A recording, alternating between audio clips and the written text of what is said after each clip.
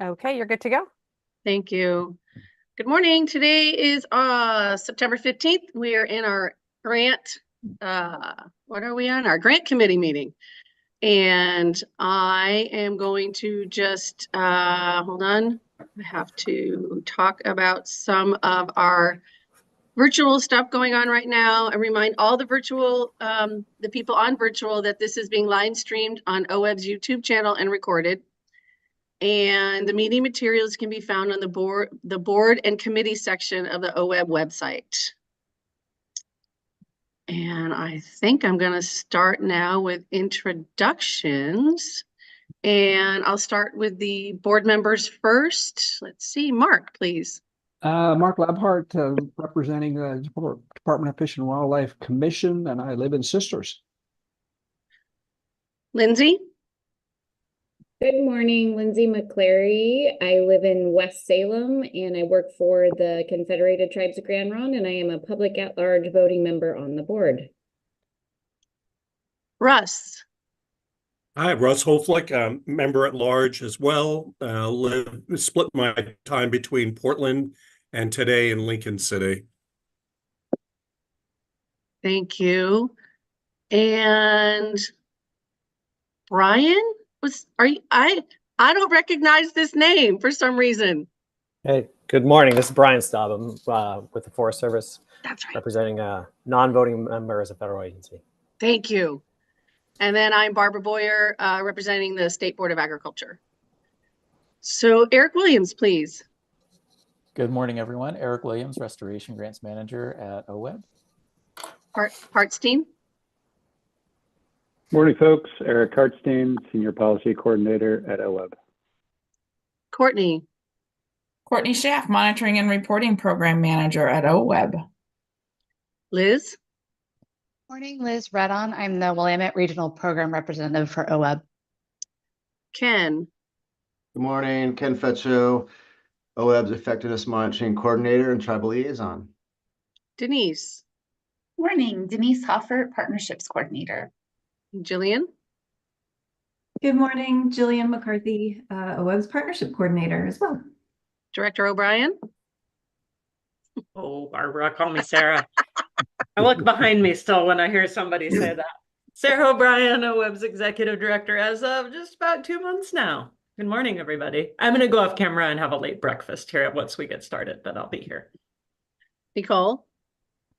Good morning, everyone. Nicole Bettinardi, Board Liaison and Exec Assistant, and power behind the throne. All right, I'm just checking to make sure I got everybody, and it looks like I did. So today's agenda, I'm going to do a little recap. First up will be public comment, and then we'll go on to item number 3, discuss upcoming new offerings for tribal project development grants. Item 4 is the update on the Focus Investment Partnerships. 5 will preview the October open solicitation awards, and then our last agenda item will be other business. And we have received one written public comment from David. I think it's Cruz. I think it's mistyped on my thing here, but David Cruz, where are you? I'm looking. I don't have my dual screen on today. I'm sorry. Where is his? And then do we have anybody signed up for verbal, Nicole? So no, we don't have anybody signed up, and actually no one other than staff and board are on the meeting right now. So I don't think we need to call for hands raised either. Okay, awesome.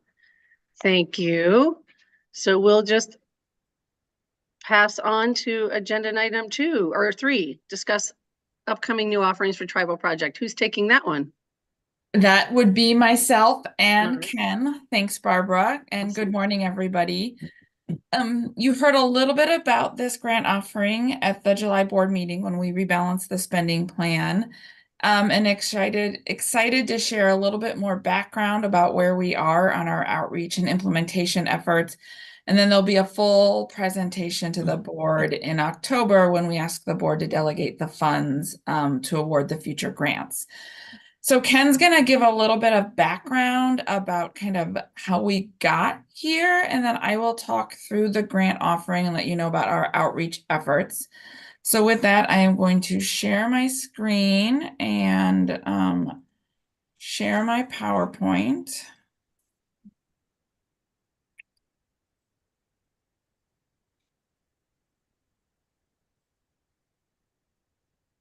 And I can see it. Barbara, I see your face. Can you see it? Perfect. Take it away, Ken. Okay, thanks. Good morning, everybody. Ken Fetcho here, OWEB's Tribal Liaison. Can you go to the next slide, please? I just want, as Courtney said, wanted to provide a little bit of background on how we got here. So to provide a little bit more context, we wanted to share some of the findings that emerged from the assessment of OWEB's grant practices impacts to tribes. This assessment that was completed in October of 2021 still forms our work to this day. And we're continuing to remember, the findings, the barriers and recommendations that were identified in this assessment, and directly applying that to inform the development of this grant opportunity. This assessment was performed to understand if there are existing barriers that impact fairly recognized tribes' ability to apply for and receive funds that meet their watershed enhancement goals and objectives. This report is on our website, and here in a little bit, I'll drop a link in the chat if you guys like more information to read the report. Next slide, please. So when we were planning on this assessment, which was initiated by some feedback from the board at the time, we felt it was important to have a third party perform the review because we're so close to this work, and sometimes there are barriers that we're unable to see because we're inside and we're so close to the work, and so it's just sometimes hard to identify those. And then also sometimes based on a funder and grantee relationship, when we ask our grantees questions, they may not be as candid as if someone else was asking, and so we felt that provided value as well. So in 2020, we recruited a graduate student from Portland State University School of Public Policy to perform this assessment. Her name's Allie Miller. She's the lead author on the report. And she and I worked closely on this project, along with Maida Lofsgarden, at the time, OWEB's executive director. And the work was completed through 2020. And like I said, the final report and a presentation was provided to the board in October of 2021. And Allie performed what we call a mixed methods assessment that used quantitative and qualitative data.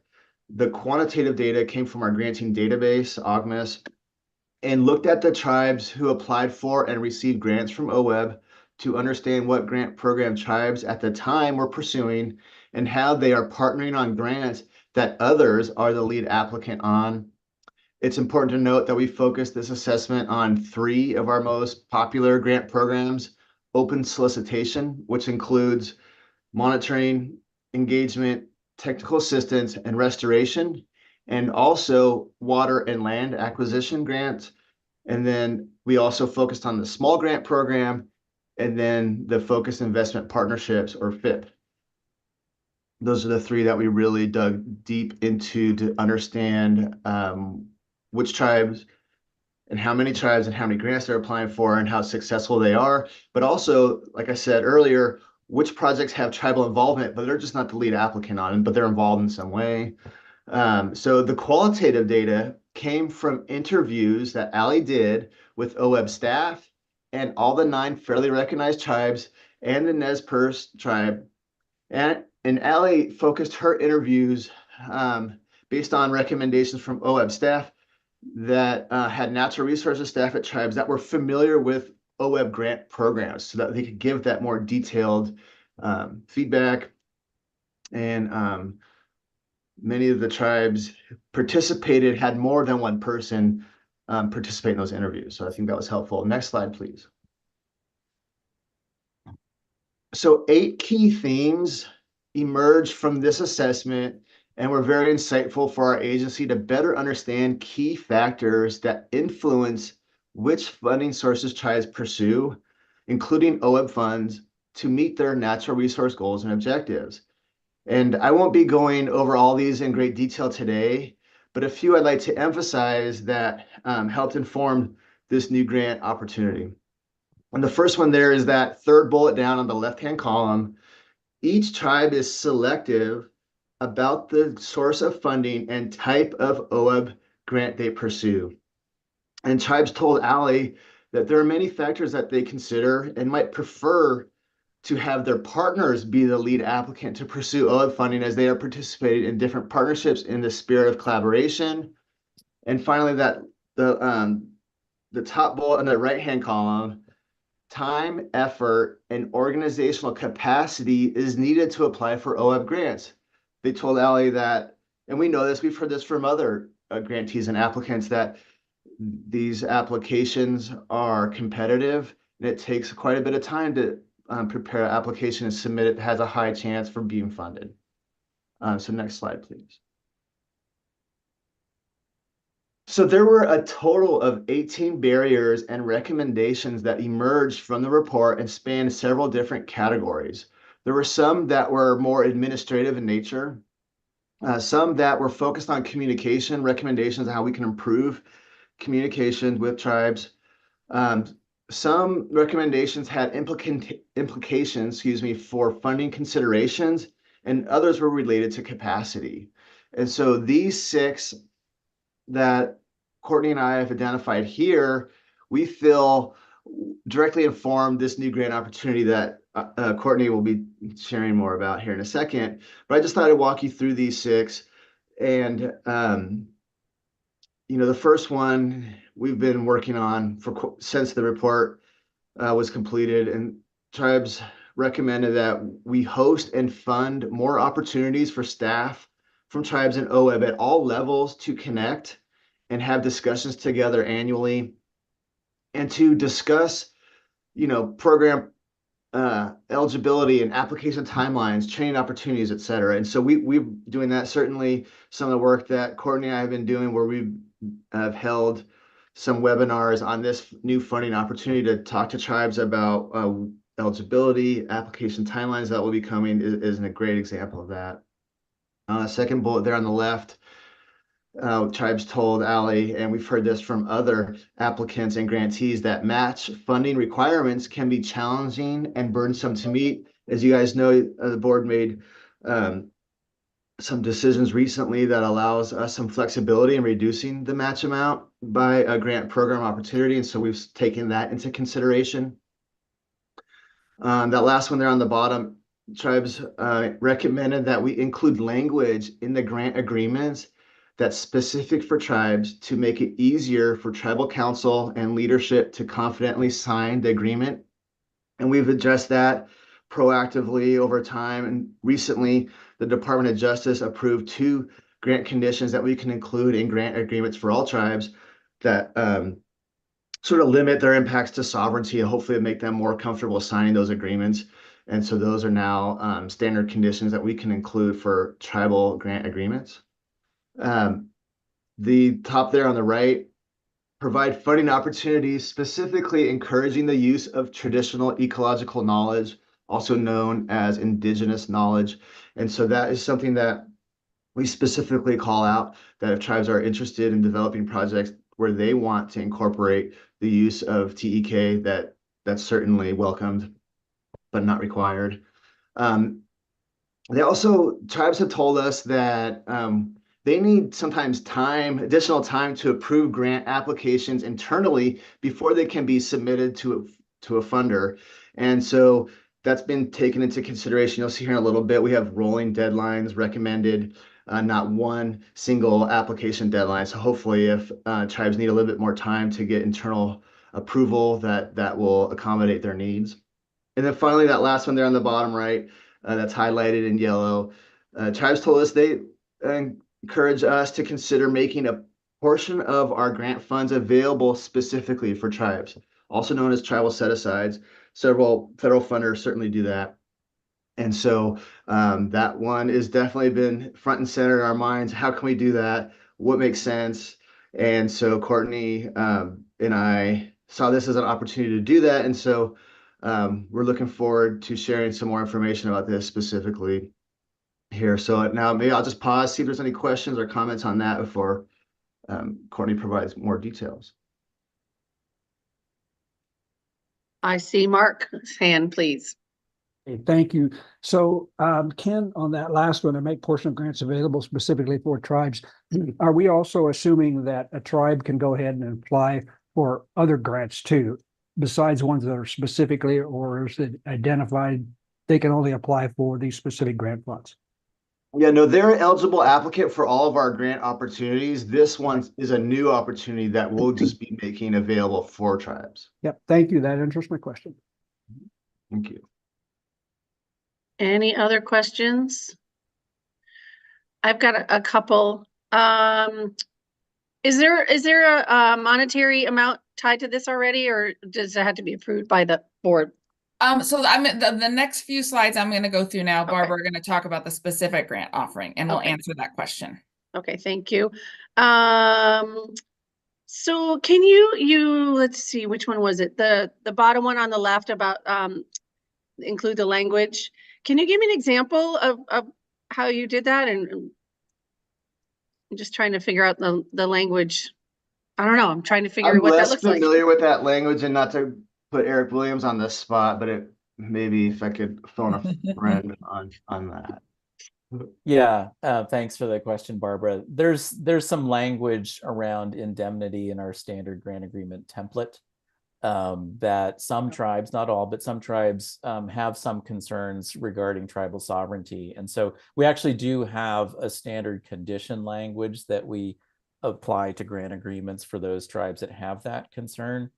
And it's just something we want to make sure we pay attention to, and well, really in all of our offerings, but particularly for this one, to make sure that the tribes don't have any issues with the language in our grant agreements. And I think we've accommodated that in the past, and I think we can continue to do that in the future.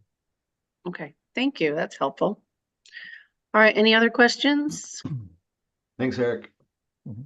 All right, Courtney, please. Okay, so now to get to your specific questions, Barbara. So with the federal fiscal year 24 notice of funding opportunity from PCSRF, Pacific Coastal Salmon Recovery Fund program, we noticed that there was a specific eligibility of the bipartisan infrastructure law funding that can support tribal capacity. And so I connected with OWEB's executive team, I connected with Ken, I connected with both Kelly Coates and Lindsay, and I said, hey, I know this is setting up a new grant program and a new funding source, and but this seems like a great opportunity for OWEB to be responsive to the tribal assessment report, offer a tribal specific grant offering, and bring in more additional funding into the state of Oregon to support Oregon's tribes. So after we all connected, we submitted our application with $1 million request of bill funding. And I do want to clarify, we did specifically request this bipartisan infrastructure law funding, which is separate than the PCSRF base funding, because we share the PCSRF base funding with ODF&W. And so this was a specific call out for the bill funding. So we requested $1 million. We were awarded $900,000. And when we rebalanced the spending plan in July, we asked the board to put in $100,000 essentially of lottery funds to make sure that we had $1 million available so that we could grant out to all of Oregon's 9 federally recognized tribes and the NES purse $100,000 each. So the eligible applicants are just those, the 9 federally recognized tribes and NES purse. This is a non-competitive grant offering, which means there is $100,000 available for each of those entities to apply for. We are using the 5% match requirement for these, and then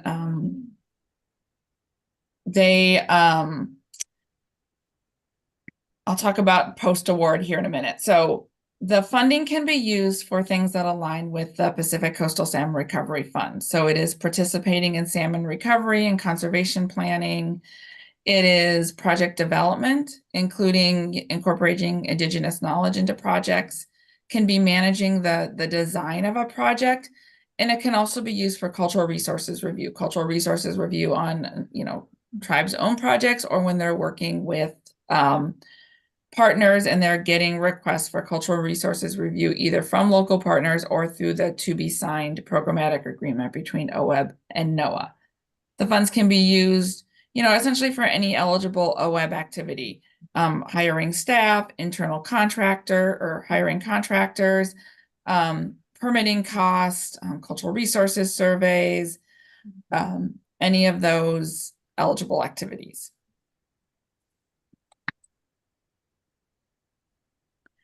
So as Ken said, one of the things we've heard consistently from tribes is each tribe has a different process for getting permission to apply for a grant.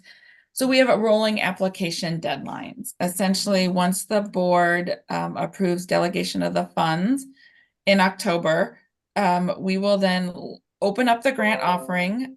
It'll be through OWEB's online application system. And again, only those eligible applicants, those tribes, will be able to apply to the grant. And then we have rolling application deadlines in November, January, February, and March. Our intent is to get all the funds into grant agreements before we submit our next PCSRF application, which will be sometime in March of 25. And as long as bill funds, and this is an eligible activity within the PCSRF application, our intent is to continue to apply for these funds so that we can offer tribal specific grant offering with these funds. It'll be an internal streamlined review process, again, trying to get the funds out the door as simply as possible. We won't be evaluating whether the tribes are doing the right activities. What we're looking for is ensuring that the activities that they're proposing align with eligible activities within the grant offering. And there could be some questions back and forth to refine applications, but we want each tribe to identify their own priorities that they want to be working towards.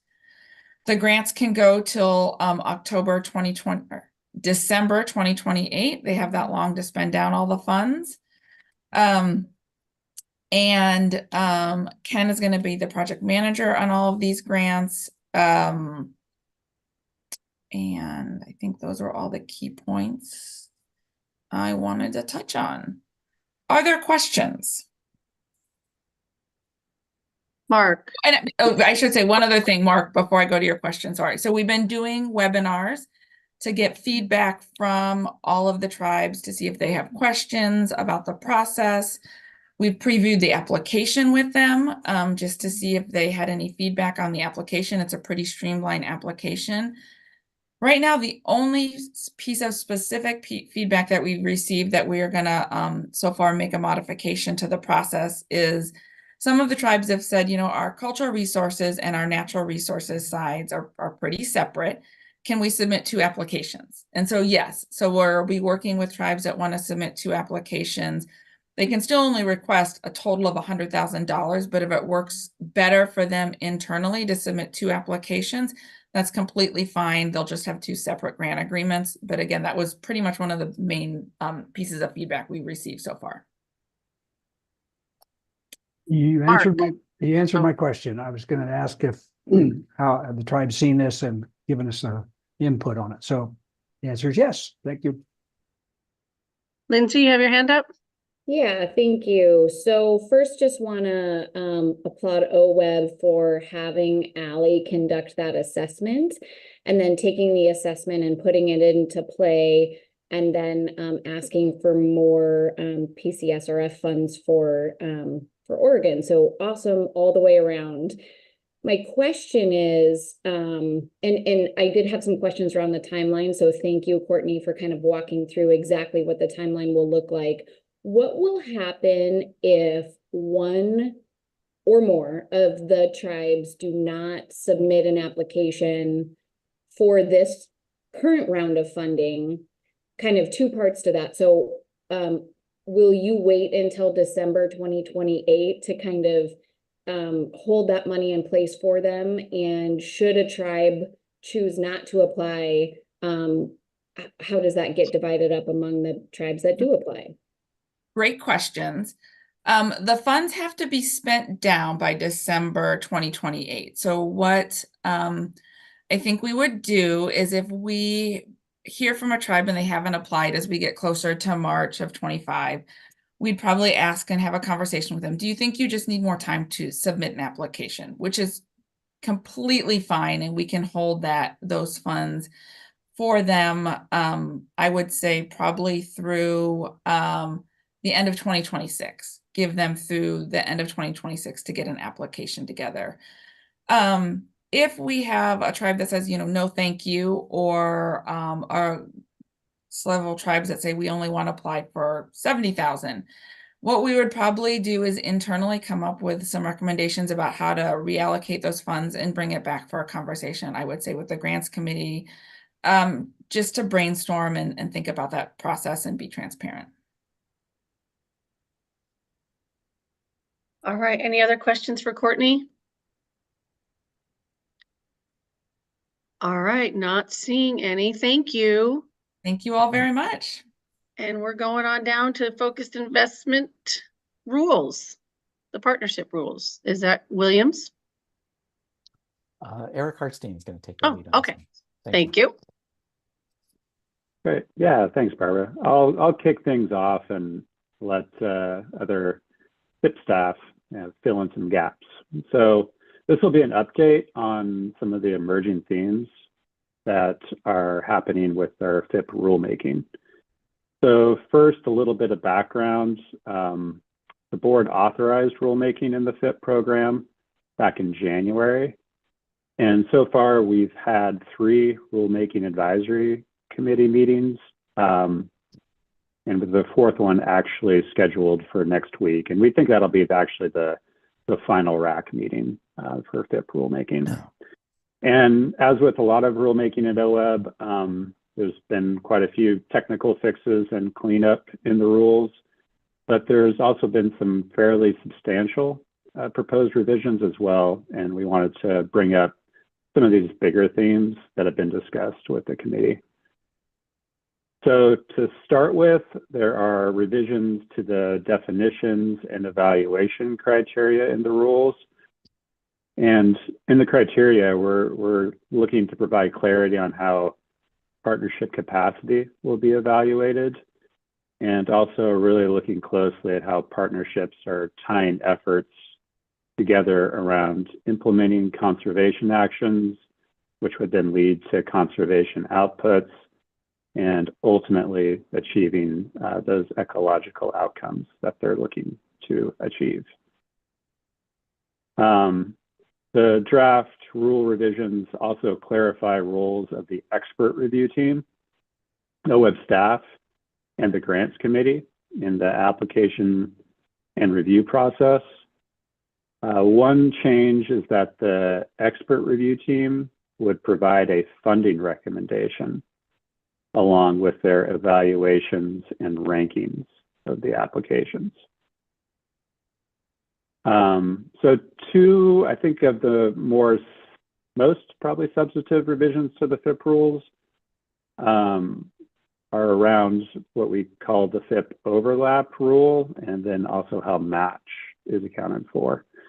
So with the overlap rule, as a reminder, or for folks who haven't seen it, the overlap rule is that projects that are within a geographic area of a FIP initiative and also focused on programs and actions that are identified in that FIP initiative application are ineligible for OWEB's open solicitation grant program. So essentially meaning those projects have to go through a FIP initiative. And initially this rule was envisioned to prevent double dipping, where applicants could apply to open solicitation grant program for projects, or and keep those projects within a FIP initiative as well, so they could choose to go back and forth between open solicitation and FIP. In practice, there's been several issues with this overlap rule. It has potentially left some good projects without a funding path at OWEB if they are not included in a FIP partnerships work plan. We've seen that with at least one initiative where there were projects that were not in the FIP Partnerships work plan, but there was some real momentum and desire to do those projects from people in that community, and so they weren't able to go through a FIP, but they were also excluded because of this overlap rule for applying through open solicitation. Even if there are projects that are included in a FIP work plan, partnerships have a static amount of funding, and as we've seen recently, inflation can eat into that, which can limit the amount of work that can be implemented with available FIP funding and leave some projects without an OWEB funding source until that FIP is complete. So that's, a partnership could have projects in their FIP work plan and just have inflation, eat away at their overall budget and not have enough left over for them to implement those projects within their 6-year FIP initiative. And we've also seen instances where entities outside of a FIP partnership are not allowed to apply through the open solicitation grant program if their projects are within a FIP geography and implementing similar actions as the FIP initiative. And that's really caused some frustration to those folks. So the other pretty substantial change to the rules that is under consideration is how match is tracked in the FIP program. So match is currently accepted in FIP at the programmatic level. So what this means is that individual project applications within a FIP initiative to be accepted with minimal match, with the understanding that the overall match requirements will be met at the programmatic level through a different grant or grants. And this is really challenging to track match with this approach, particularly since all of our systems are set up to track match at the project level, and projects can take multiple years to be completed. So we have a really difficult time accounting for programmatic match within a given biennium. So the proposed revision to the rules would result in tracking match at that project level instead of at the programmatic level, but really still allow for flexibility to count as match those projects that are occurring within the scope and geography of a FIP initiative. So for example, if a FIP partnership was engaged in salmon habitat restoration and had 2 restoration projects, say project A had less than 25% match and project B had 50% match, we would allow the excess match in project B be accounted for in project A to meet the 25% match requirement for restoration projects. So another important aspect of tracking match at the project level here would be that since match requirements are less for engagement and technical assistance projects, currently it's 5% match versus 25% match for restoration and monitoring projects, the overall match for each FIP initiative could be less than the current 25% match requirement at the initiative level. So maybe I'll stop here and see if other staff that work in the FIP program have anything to add and if there are any questions or discussion from committee members. So staff have anything they want to add before I go to questions from board members? Nope, Eric covered it well. Okay, thank you. All right, Russ, you got your hand up. Okay, thank you, Eric. I appreciate this. So I'm not clear on what your recommendation is about the overlap rule. You identify the challenges associated with it, but what is the recommendation? Yeah, thanks, Russ. The recommendation will be to strike the overlap rule completely. Thank you. Yeah. And the reason I like that recommendation is that I think we should be doing everything within our power to encourage creative funding for priorities that OWEB has developed. And I think you've By striking it, you achieve that. Thank you. Lindsay? Thank you. I'm not sure if I do have a question, but Eric, could you please restate your statement around the part where you mentioned someone would provide actual funding recommendations? Can you just repeat that for me, please? Sure. It's the expert review team. So when they are evaluating the FIP initiative applications, so currently they are providing their evaluations and also rankings. So the grants committee sees both of those. You're talking this through with the RAC, there was consensus that in addition to the evaluations and the rankings, that the expert review team would also provide funding recommendation. So the grants committee could see if a particular application was recommended for funding by the expert review team or not. Okay, yeah, that's what I thought you had stated. So essentially, with that, there could be a new way of doing business where things are projects are ranked, and then have the review done, but then maybe a FIP gets funded for one biennium, not all three in their application, or some level of maybe not full funding, because as it stands right now, it's either funded as it is or it's not. Yeah, I mean, I think that could be a consideration. Okay.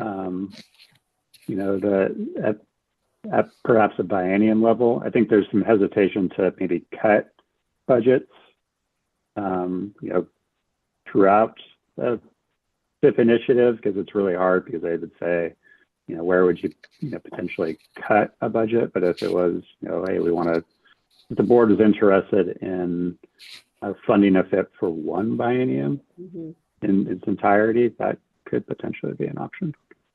Okay, yep, that answers it. Thank you. Brian, you got your hand up? Yeah, just a point of clarification. So as I understand the proposed or the recommendation for the programmatic match for the FIPS is to basically not change that requirement. It's still at the programmatic level, but to track things at the project level so that we can assess match over time in a way that's efficient and consistent with the existing systems. Is that a right framing of the proposal? That's perfect, Ryan. That's absolutely correct. Okay, thanks. Yeah. All right, any other questions for Eric Hartstein? All right, not seeing any. We're going to move on to agenda item 5, preview of the October open solicitation awards. Oh, Mark, sorry, you got your hand up. Yeah, sorry, I don't have a question related to this specific topic, but I do have a comment or a question about the FIP itself. Let me go to it here. I get a report every week from ODF&W, and one of the reports items says the Oregon Watershed Enhancement Board has requested a meeting with ODF&W this week to discuss its focused investment partnership priorities and how to best align those statewide fish and wildlife habitat priorities. Habitat Division will be jointly joined by staff from Fish and Wildlife Divisions for this opportunity. Can you expand on that just a little bit? Whoever might. Yeah. One that can speak to Yeah, that. I could talk a little bit about that. So with the FIP program, the rules state that the board will adopt ecological priorities at least every 5 years. And in 2025, that 5-year timeline is up. So the board will be considering ecological priorities for FIP. And in preparation for that, we wanted to talk with ODF&W about the priorities that have been established in the conservation strategies, in the Oregon Conservation Strategy, where there's potentially some significant overlap. And so this will be an initial meeting with ODF&W to talk about those priorities and how they may inform FIP ecological priorities. Great, strong supporter for that. Is that meeting going to happen fairly soon? Friday, I believe. No, that's fairly soon. Okay, thank you. Russ, you got your hand up? Yes, I do. That is a reminder to all of us that the commitment to the update of the Oregon Conservation Strategy is due, and for our OWEB to be having a conversation with ODFW on a very, very old update of the conservation strategy puts us all at risk, considering all the climate updates. And I'm just hoping that there will be a parallel conversation about OWEB funding the next update of the conservation strategy, and a way to embed the new recommendations that come out of that update into this effort in development of FIP priorities. Russ, can I ask a quick clarification question on your point there? And I know we're Yes. getting together tomorrow, so we can talk about this more if needed. But are you suggesting Yeah. that we fund the conservation strategy update itself, or that OWEB funding will, be prioritized as we do sort of state conservation strategy or priorities in general? We would fund implementation, right? I just want to double check. Both. I think if you look at the constitutional amendment, it gives you full freedoms to actually be fully engaged and fund the update of the conservation strategy. It is the basis of the overarching framework of your work, is based upon the Oregon Conservation Strategy, and it has not been updated in a long time. I don't know how far we want to run down this path, but I want to, maybe one of the Erics or somebody who's been here considerably longer than me, if you want to respond to that, any clarification. I suspect that's kind of an ops budget thing that we effectively already fund, right? Rather than steering new funding in that direction. Yeah, that's what I was going to say, is that that language in the Constitution is referring to the operations fund, which we currently do use to fund ODFW programs across the board. And then regarding the update, we're aware that they're in the process of updating, which is why we wanted to talk to them early in our process of considering updating the FIP priorities to see where there might be potential alignment with current thinking in an updated conservation strategy. Thanks, Eric. That's helpful. That is helpful. Brian? Yeah, along those lines of alignment with, between agencies across broad strategic plans, besides the conservation strategy, there's the integrated water resources strategy. Are there similar, of course, ODF&W is part of that effort too, but other agencies, of course, involved there too. So are there planned meetings around integration and alignment with that strategy as well?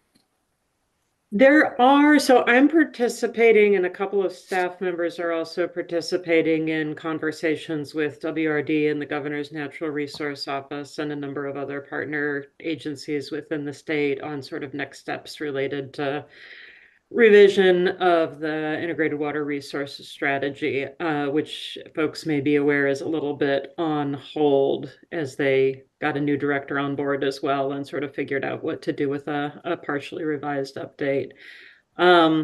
It's been I will say, Brian, it's been an interesting place for me to learn about OWEB's role in the water world, because we have a pretty small slice of the world of what's covered in IWRS. And I think what's been really positive about that engagement at the directors, it's been kind of a director's level conversation interspersed with staff level conversations to sort of fill in details.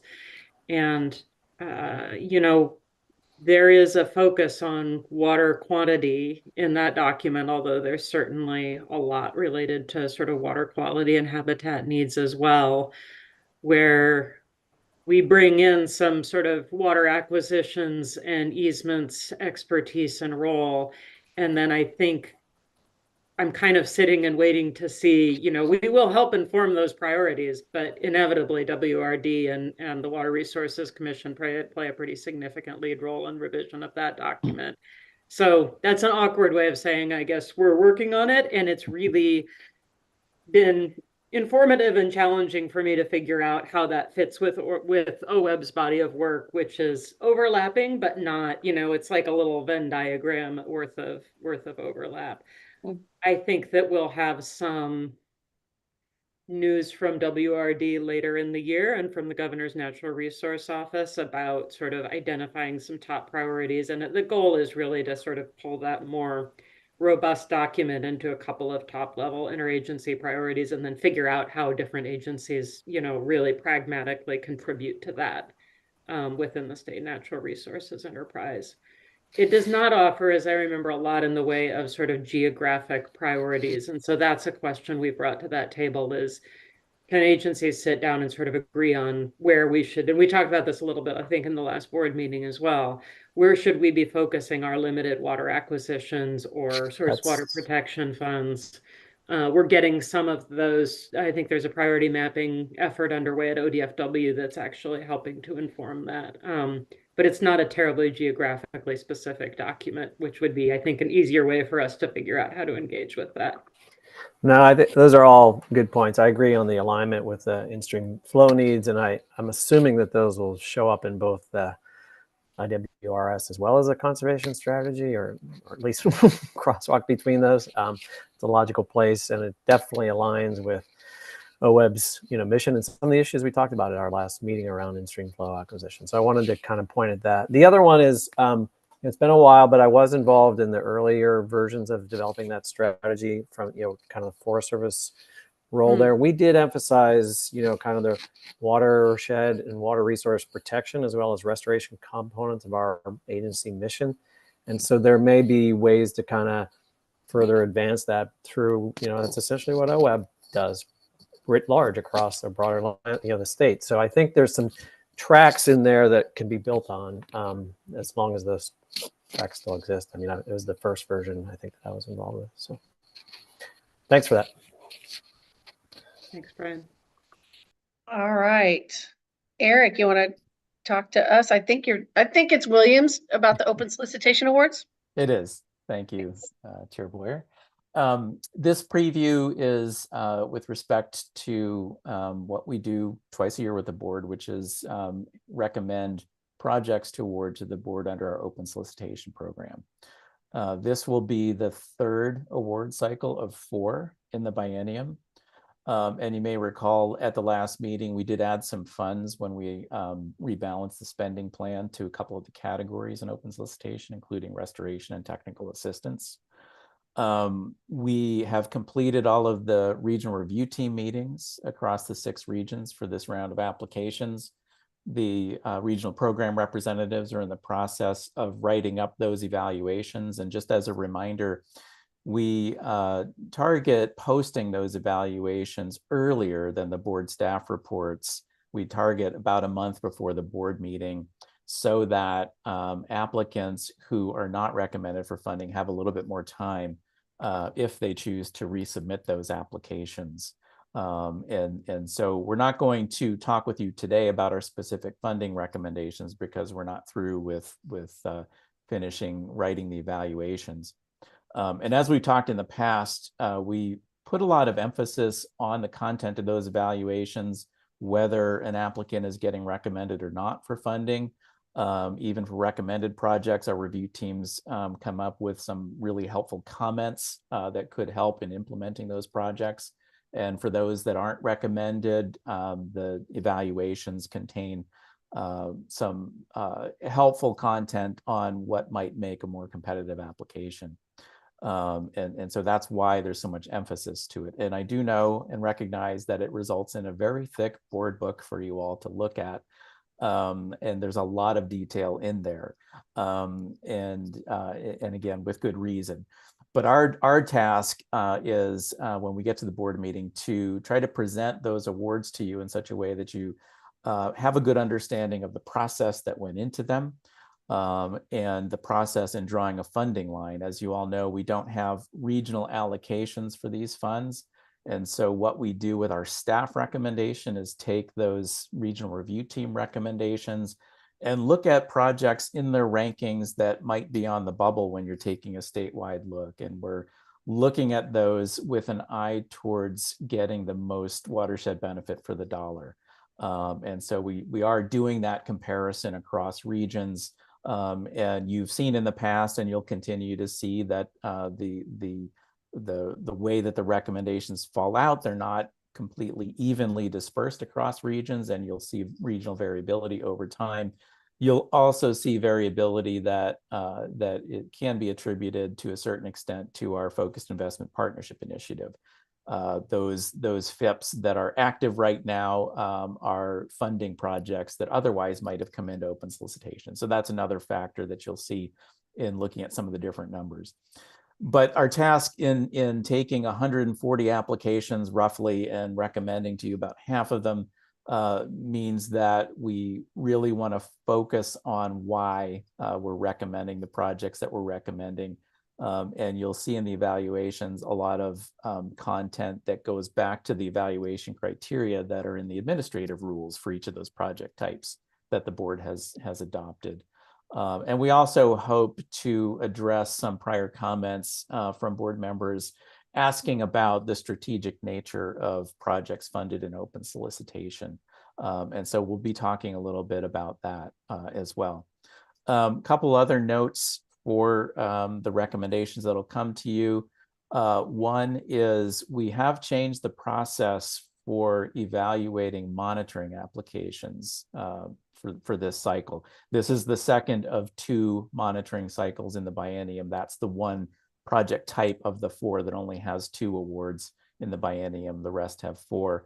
And so this is the second. So we will be recommending most likely allocating all of the funds in the monitoring line item of the spending plan for these projects. But the big change that was made was that rather than having the Oregon Plan monitoring team review those applications and write up some recommendations that are then provided to the regional review teams to make the funding recommendation, we've tasked the Oregon Plan monitoring team with making those recommendations directly to reduce repetition, to reduce some of the confusion.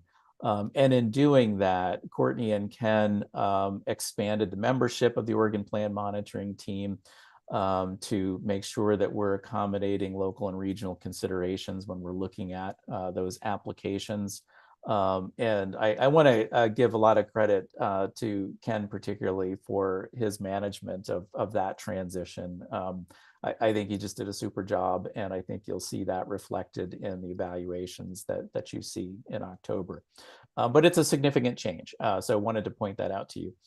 The other comment that I wanted to make on that is, as you may recall, we've also been allocated natural and working lands funds through the legislature to fund projects coming in through open solicitation that achieve climate goals. And we are in the midst of doing our climate engagement, particularly with communities disproportionately impacted by climate. Alexa Schmidt is leading that from OWEB staff and is in the process of doing that. We want to complete that process before we start allocating projects, but we may highlight for you some examples of projects that are included in this cycle that could meet that bar. And as we're working towards how we're going to allocate those funds, this might be helpful in understanding the type of projects that we're looking to fund with those natural and working land funds. And at this point, I would like to check in with Liz to see if there's any other preview items you'd like to convey to the board. No, it looks like you got through our entire list. Okay, great. Thanks. Happy to answer any questions from committee members. Any questions for Eric Williams? Russ?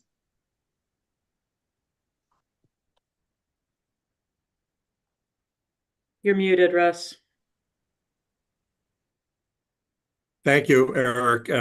I find it fascinating that there's so many applicants for the program, which I guess is a good sign in many ways. And it raises a question for me as the new person on the block here. With 50% of the applicants being funded, is there at the leadership level any discretion to increase the budget if in fact the more than 50% of the projects meet strategic priorities of the board? Yes, Russ, there is, and we have increased line item allocations in the spending plan, or recommended those increases that the board has then adopted. The amount that we have now for restoration is at 37.5 million. Just a couple of years ago, that was at 32 million. And technical assistance is the same way. That was $4 million just a couple of years ago, and that's at 6.8 million now. So we have recognized that. But as we make our recommendations, sometimes there are projects recommended by review teams that we feel probably need a little bit more refinement before we want to recommend them for awards. And so it isn't just a numbers game of how much money do we have, let's allocate it all. We want to make sure we're hitting the highest likelihood of success for projects. And with another cycle remaining in the biennium, we have that opportunity to, if there are applications that aren't quite there yet, but have potential, there's another grant cycle that we could potentially accommodate funding those projects.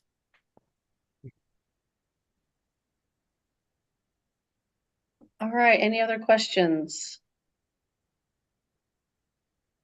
All right, not hearing it. Is that it, Eric? That's it. Okay, so moving on down to other business. Is there other business anybody wants to talk about? Mark Labhart. Yes, thank you. So this is probably a question for Sarah. The probably going to be approaching close to 2 million acres burned here before the end of the summer. And I've talked to you about this before. Are we hearing any rumors?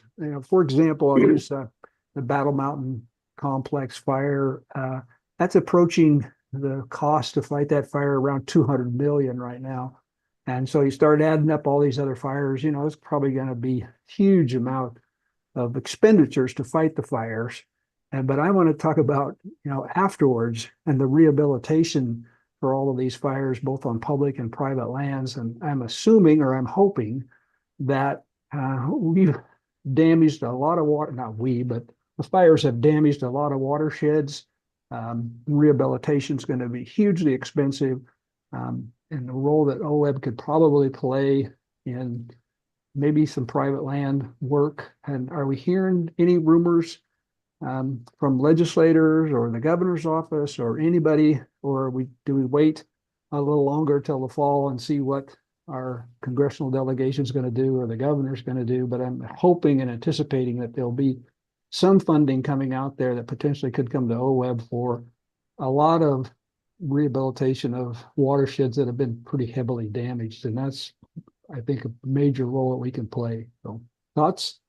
Yeah, I appreciate the question, Mark, and it's very timely, as of course it is just timely in a different watershed every week at this point, it seems like, as fires start to move west and in different directions.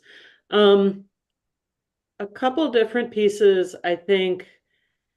Most directly, I will say I have not heard any interesting rumors, and I would welcome any input from those who have on likely wildfire recovery funding, either in our state legislative session or at the federal level. We did send a message out to, the governor's office, to legislative contacts, that we have received wildfire recovery funding in the past and done a really good job of getting it out on the ground. We still have the staff, the infrastructure, the structures to be able to do that kind of work again. And so we did send out kind of a signal of openness, if that's, a helpful route for wildfire recovery funding that's closely related to our core mission, as I believe it was in the past. We are also coordinating with other agencies, both state and federal, to see if we can figure out where the gaps are in funding that would be potentially a good fit for OWEB, especially lottery dollars. So as we talked about a little bit in our last board meeting, the timing remains a little bit unclear. We had a really great conversation with colleagues at USDA and NRCS the other day, just sort of gaming out the end of their federal fiscal year, the activities that are likely to need to take place, especially in areas affected by rangeland and sort of east side forest fires, and sort of the potential for a gap in the, let's say, September to December period of this year as USDA's federal fiscal year ends, and then we know that's going to be kind of prime season for reseeding efforts in areas affected by range fires. And so we're keeping an eye on that and trying to figure out where that timing is, whether there might be, and I think we're just holding space on the October board agenda for this at this point, whether there might be a need to have an extra solicitation in between or some kind of additional funding opportunity that would help support those reseeding efforts. It's also the amount of money that we have to sort of flexibly dedicate to this. And we talked to you guys a little bit at the last board meeting about potential to free up a little bit of the reserve we've been building for this purpose. It's pretty small in the overall landscape of what we're seeing in terms of fire impacts and recovery needs. And so that winter reseeding effort and soil stabilization associated with that, the need of our local partners at this point to sort of figure out how to adapt to fire affected projects and plan for the next round of projects are kind of some of the key gaps that we've identified where we think theoretically OWEB funding could be helpful. We'll try to bring a sort of a proposal or recommendation to our October meeting and see what flexibility we might need to request in order to do that. But it's real early days. Folks affected by even the earliest fires of the season are really just kind of getting back on their feet. And I think we're nesting folks in a lot of interagency conversations at both the state and the federal levels to be able to track that and figure out if we've got a pretty limited amount of funding so far, unless there's a legislative allocation to dedicate to this, where can we do it? Where can we put it that it'll be of the greatest impact to our benefit to our fire impacted partners? So we don't know yet is the short version, Mark, but it's something we are really closely tracking and just recognizing our local partners on the east side, especially that have been primarily affected so far. It's been so difficult. And anything that we can do behind the scenes to help with sort of coordination, communication, support, and being for them as a partner, we're doing, and our focus is on that until we can figure out exactly where, when, and how the money can be most helpful. Are you hearing anything, Brian? I have not heard anything yet. I was just kind of instant messaging with some folks who would have a better insights on that, but I haven't heard back from them yet. Okay. So. Okay. Thank you. Last thing I have before I do know one last thing, Mark.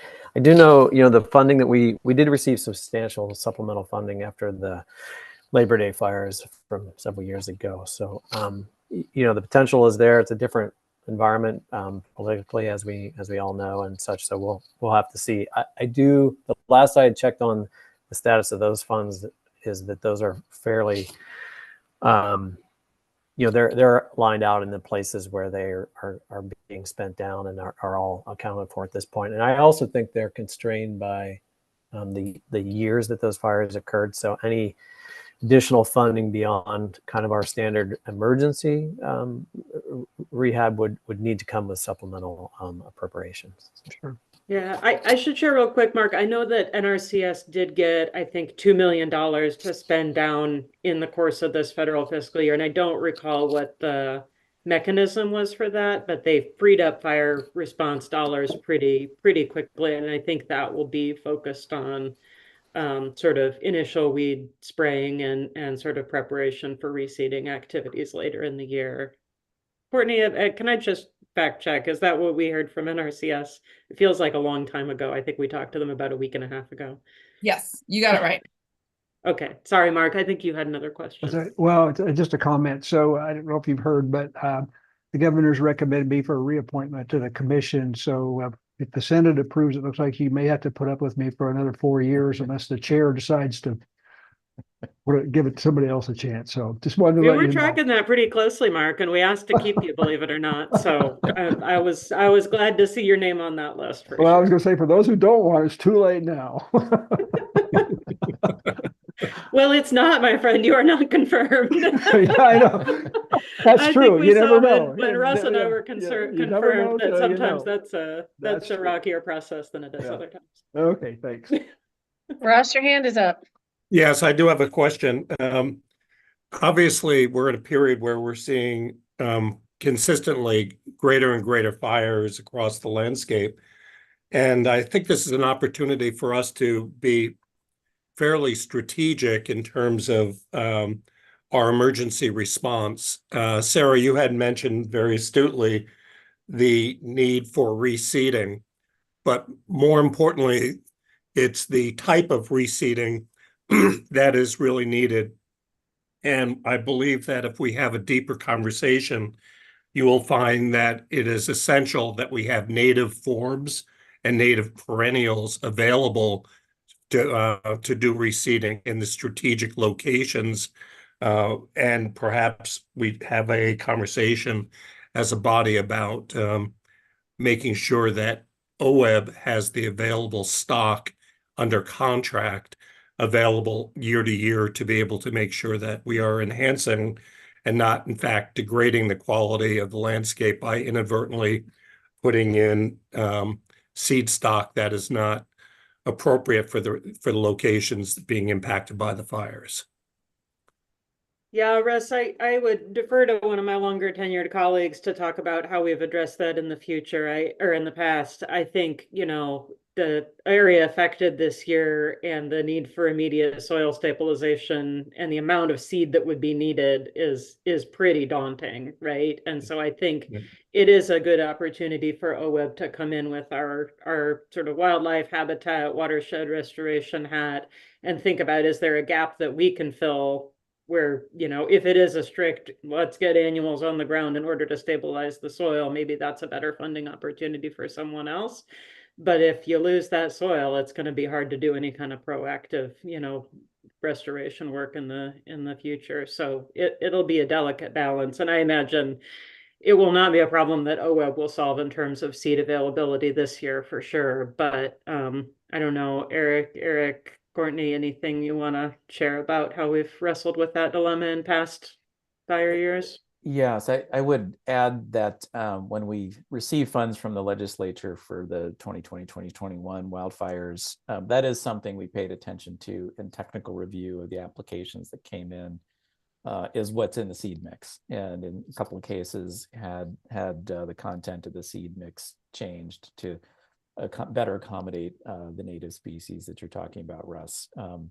And I think if we do this again, if we have a similar effort, we would also pay attention to that this time around. I agree, it's an important consideration and an opportunity. Yeah, for sure. Just to add, I believe that having deeper conversations with BLM and the Forest Service about seed banking strategically for future fire years would be an appropriate utilization of emergency funds from the legislature. Brian. Yeah, this isn't the most fully formed comment, but I'll make it anyway.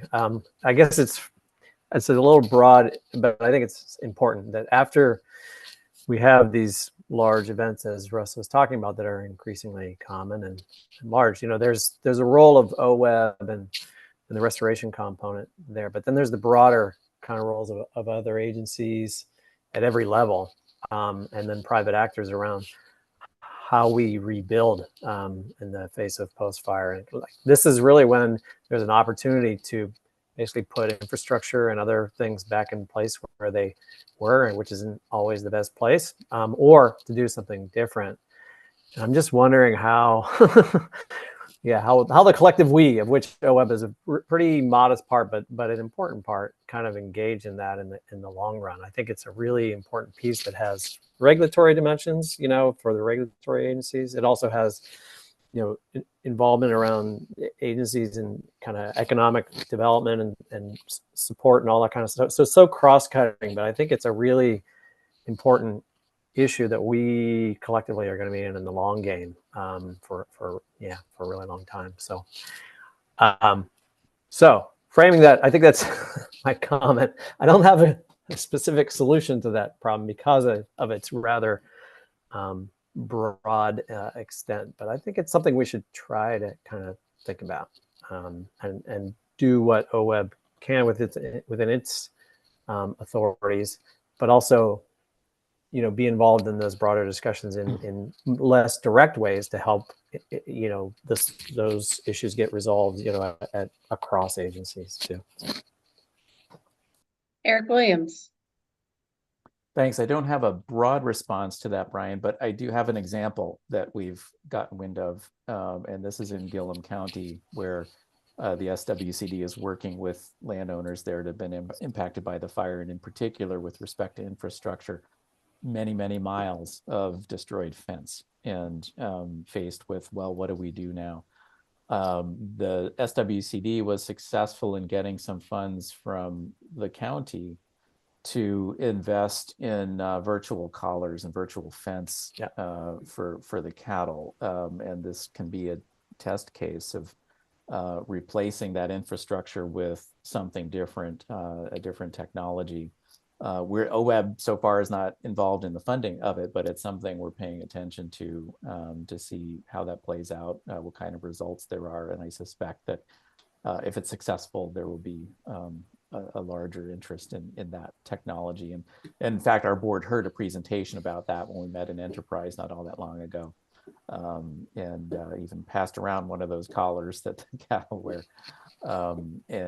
So I think that's a really interesting example, and we're going to be paying attention to that, and hopefully we'll hear more in the coming months. Yeah, thanks for sharing that. That's a really good example, and I think, you know, how do we get more of those examples kind of known about, and then also how do we build that in explicit so they're not just happening where things are, where people are thinking in that way, but we're actually creating an enabling environment for people to actually do that, you know, so at the broad strategic level, not just kind of individual projects. So thanks for that. Courtney? Yeah, just building off of that, another really quick example, Brian, is through the partnership we have with BLM and the Good Neighbor Authority funding OWEB has granted out after the Archie Creek fire, and I actually just had a chance to tour this a couple months ago. OWEB through BLM and the Good Neighbor Authority provided a large chunk of funding for restoration and the footprint of the Archie Creek fire. And part of that is the BLM kind of reassessing some of the campgrounds they had and kind of swapping one that was more heavily used and moving that downstream, kind of away from some habitat restoration work. They work to design with the recreation side of the BLM and the natural resources side. And then another campground hasn't been opened yet, will be opened in the future, but it's going to have a lighter touch and more restoration incorporated into it. So again, the various funding sources allow us to be a partner in different ways. Yeah, thanks for that. Russ? So an idea here for everybody to consider. Perhaps there's a role for us in our tribal partnerships to have them growing out strategically the forbs and perennials that are needed for post-fire replanting, which again, we're going to need on an annual basis. And maybe it's an active role for them to take on for the geographies that they are interested in. Thanks for the suggestion, Russ. I would say that's up to tribes whether that's a priority for their natural resources efforts or not. I'm trying to search around in the back of my head and think whether there's been any engagement. I know there's some work in Southeast Oregon with the High Desert Partnership along those lines, and I'm trying to remember whether Burns Paiute Tribe might have played a role or had some intersection with that at all. But I think it would be a fantastic addition to be able to help fund some of that work if that proves to be sort of a priority investment from our sovereign tribal partners. So I love this conversation because I too have been very worried about inventory because of the wildfires of natives. And then it kind of sparked me thinking that way when we committed 15 million to the post-dam removal a restoration. It's like, is somebody preparing any nurseries for something like this? So I almost wonder, and I don't know if it's I don't think it's our role, OWEB's role, but I wonder if the Oregon Association of Nurseries would be an interesting conversation to have, just to really prepare them. That's a great question, Barbara, and we've got a regular conversation with our ag and working lands partners that I think Nursery Association very often participates in. So I can Stephanie leads those conversations, and I can certainly flag that as a potential topic for discussion. Yeah, that would be fascinating. I think too, and this is probably not for our October board meeting even, but for folks to have in the back of their minds, it's something that I hear a lot from partners and from staff and board, and the governor's office, what is OWEB's role in helping to address barriers to restoration work?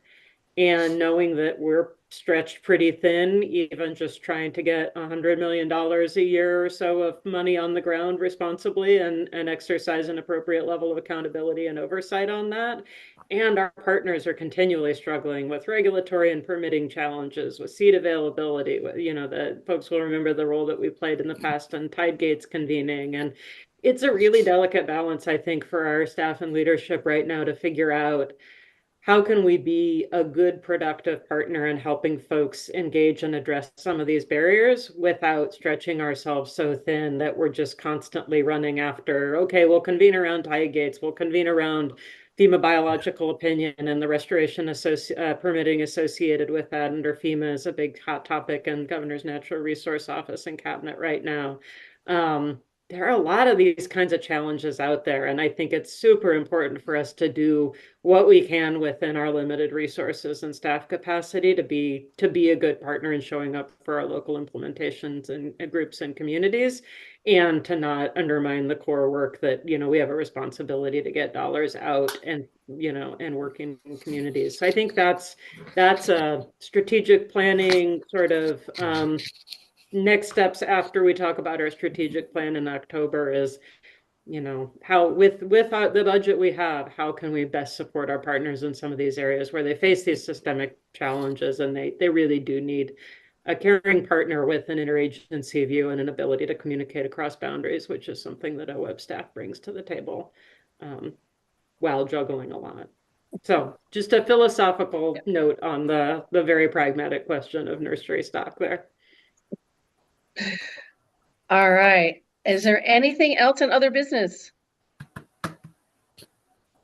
All right. Not hearing anybody. You guys have an extra 22 minutes in your day. Spend it wisely. Oh, Barbara, you should get 44 because you did with the meetings management to get us across the finish line early. So there you go. You get twice as much. All right. Thanks everybody for your input. Thanks everybody. Thanks.